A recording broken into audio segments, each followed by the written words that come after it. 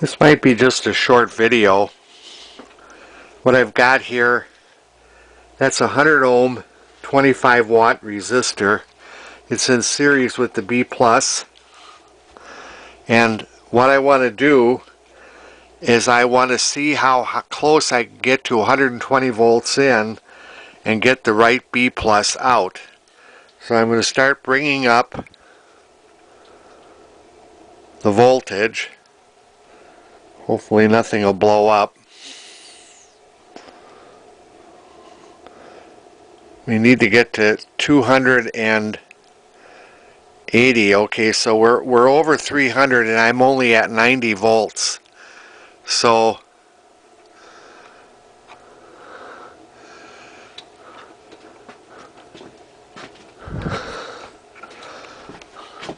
I'm going to need more than 100 ohms to drop that. Here's 290. And as you can see, I've got resistor now, but I'm still low in voltage. Here's 110, so we're at 316. So that resistor does drop the voltage down pretty good, but I want 280. There's 280, and that's at 100 volts in. So I've got to go with a higher resistance than 100 ohms. But here it's running at 100 volts. I would imagine that resistor is nice and warm. So anyways, I need to increase the resistance so that I could at least get, because I have to be able to get the filament voltages up correctly so that I can get the B+ voltage adjusted right. So that's about as good as I'm going to do on this right now. I'll have to start researching to get some more resistance in here. So basically, let me run this up one more time. 100 and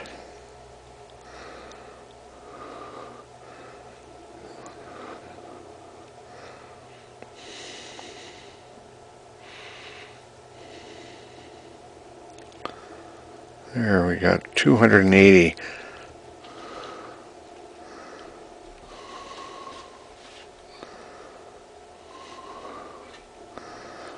Basically, what's happening now is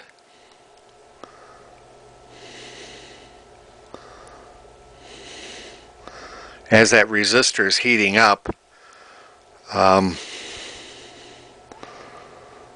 you know, there's a lot of heat dissipation there. But anyways, here I've got resistor.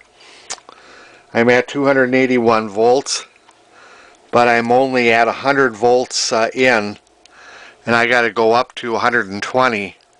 That's what our line voltage is here, is 120. So I've got a 100 ohm resistor, and just off the top of my head, if we run it to 120, which I don't like to do, that's 340.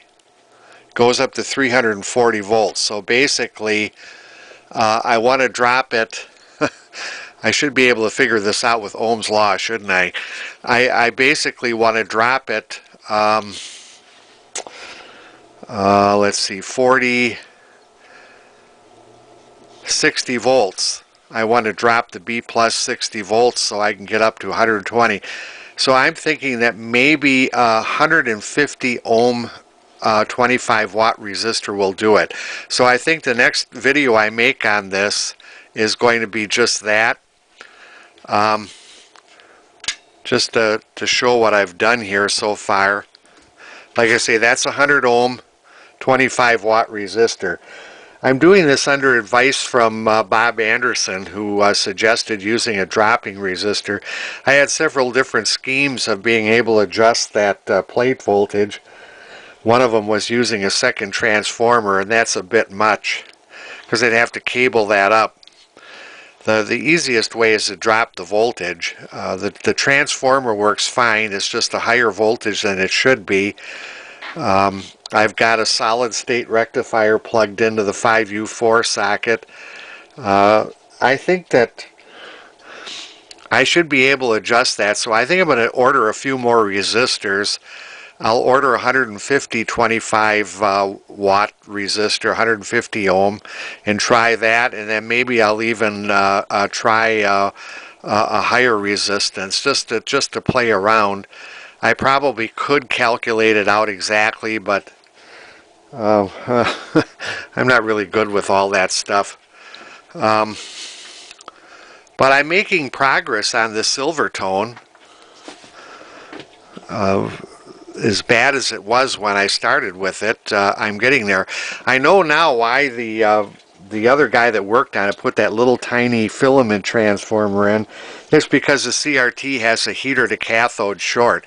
But not only does it have a heater to cathode short, but the original CRT is for all practical purposes very, very, very dead.